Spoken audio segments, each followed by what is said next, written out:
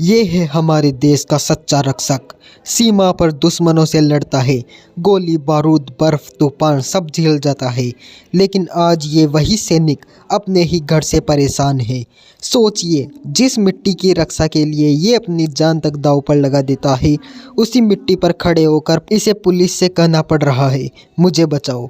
ग्वालियर से एक चौंकाने वाला मामला सामने आया है, जहां इंडियन आर्मी के जवान देवेंद्र सिंह ने पुलिस के सामने ऐसी गुहार लगाई जो सुनकर हर किसी का दिल दहल गया। आप इसकी पूरी परेशानी सुने। षड्यंत्र किया गया, शादी का झूठा झांसा देके मेरी शादी कराएगी, जबकि मेरे बीवी का संबंध उसके जीजा के साथ पहले से ही था।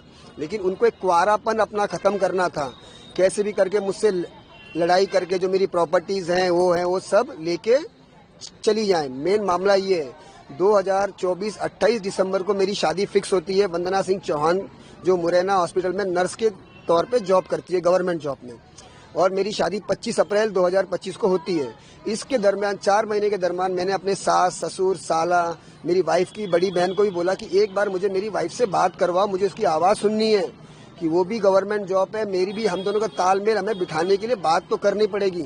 लेकिन उन्होंने कोई बात ना करते हुए मुझे हमेशा ना करते रहे कि नहीं नहीं नहीं, क्योंकि अगर वो मुझसे बात करते तो इनका षड्यंत्र सक्सेस जो किया है उन्होंने वो नहीं होता। मेरी बात उनसे कभी हुई नहीं। 25 अप्रैल को जब शादी हमारी हुई तो बारात के दिन फेरे के टाइम पे स्टेज पे भी ऐसा कोई ये नहीं लगा था, अरे रुको जाओ ना, तो मतलब ऐसा कुछ लगा ही नहीं। जैसे वरमाला के टाइम पे भी मेरे फोटोग्राफर्स कह रहे थे मैडम आ जाओ, तो बोली नहीं दूर रहो। खाने के टेबल पे उसने खुद, मतलब ऐसा कोई था ही नहीं।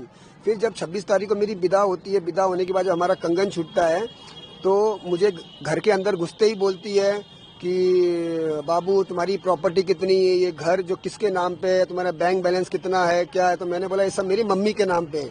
तो उसने अपना मुंह एकदम इम्प्रेशन चेंज कर लिया। फिर मुझे संबंध को सीधा ना कर दिया कि मैं संबंध नहीं करूंगी, तुम ऐसे हो तुम वैसे हो, मतलब बे आरोप उनसे लड़ाई करनी थी। जब उसको पता चला कि पूरी प्रॉपर्टी मम्मी के नाम पे, कुछ मिलेगा नहीं, उसके बाद फिर मेरे समझा बुझाने के बाद उसने मुझसे शर्त रखी कि मैं संबंध तभी बनाने दूंगी कि मैं 4 साल तक आप बच्चा नहीं करोगे, मैं आपके साथ नहीं रहूंगी, मुरैना हॉस्पिटल में जहाँ मेरा किराए का घर है मैं वहाँ रहूंगी, मेरी निशा तोमर फ्रेंड है, और जो मेरे जीजा है कमल किशोर तोमर, मैं उनके साथ ही रहूंगी, आपके साथ नहीं रहूंगी। ये होने के बाद मैंने उनको समझा बुझाने के दूसरे दिन अचानक उसकी बहन एक्सपायर हो जाती है। अब बहन एक्सपायर नहीं होती है कि उनका और उसकी जीजा के संबंध था, उसको मरवा दिया। फिर उसके बाद जब जहर खाया है अम्बा मुरैना ग्वालियर, जब डॉक्टर ने रेफर किया है तो बिगैर पोस्टमार्टम के पुलिस वालों ने पैसे ले दे के और उसके माँ बाप ने पैसे लेके केस रफा दफा कर दिया। फिर मैंने 2 दिन के बाद फिर उसने मुझे फिर आरोप लगाया, तुम मुझे मारते हो, ये करते हो। ये करते हुए उसने अपने भाई को कॉल किया कि मुझे देवेंद्र मारता है, उसकी मम्मी तंग करती है, वो तो पागल है। तो मुझे समझ में नहीं आया, सर आर्मी में पागलों को लिया जाता है? ये झूठे आरोप लगा के मुझे कह रही है कि तुम पागल हो, ये करते हो। और ये कहानी उसने गढ़ के अपने भाई को बोला, जो उसका भाई पुलिस में है, आगरा में सदर थाने में पदस्थ है, उपेंद्र सिंह चौहान।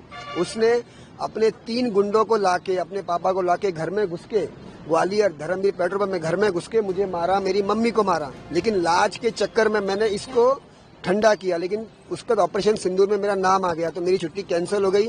मैं 9 तारीख को ऑपरेशन सिंदूर के लिए निकल गया। फिर और मेरी वाइफ मुझे, मतलब उसके भाई लोग मुझे मार के घर से गोल्ड सोना सब लेके चले गए और आज तक दोबारा नहीं आई। आज आपने शिकायत की है तो उसमें क्या अधिकारियों के? मैंने पिछले महीने अप्रैल में अक्टूबर ना 10 अक्टूबर को मैंने आवेदन दिया था गोले के मंदिर, एसपी ऑफिस, महिला थाना पड़ाव और एसपी मुरैना को। उसका मुझे कोई रिस्पांस नहीं आया। फिर आज मैंने फिर दोबारा आवेदन दिया है एसपी ऑफिस में। यहाँ सिकरवार साहब ने मेरी बात हुई है, उन्होंने बोला हम इस पे कार्रवाई करेंगे। लेकिन मुझे ऐसी कार्रवाई नहीं चाहिए, मुझे ऐसा चाहिए कि समाज को एक मैसेज जाए कि मैं राजा रघुवंशी की तरह मरना नहीं चाहता। कि जिस प्रकार उसके मैसेज थे, राजा रघुवंशी सिविलियन था जो उसके बहकावे में आके उसकी बात मान के उसके साथ चला गया। मेरी मैडम ने भी मुझे मैसेज में यही कहा, बाबू सोना आ जाओ, मुझे ले जाओ, मैं आपसे बहुत प्यार करती हूँ। तो मैंने उसको बोला अगर प्यार करती तो खुद ही आ जाओ, मैं क्यों लेने जाऊँ, मैं ड्यूटी पे हूँ। तो बोली नहीं, मुझे ट्रेन बता दो, कौन सी ट्रेन से जा रहे हो, मैं मिलने आ जाऊँ। अगर मैं चला तो शायद मेरा भी राजा रघुवंशी की तरह हो जाता। और मुझे डर इस बात का है कि वो कमल किशोर जिससे उसका संबंध है या जीजा कोई भी है, कल रात को भी मेरी मम्मी को मारने की धमकी दे रहा था। फिर रात को कल 181 को रात को मैंने कॉल किया है मम्मी के नंबर से, कमल किशोर 2 नंबर का दारू का धंधा करता है, रेत का धंधा करता है, मिडेला में रहता है।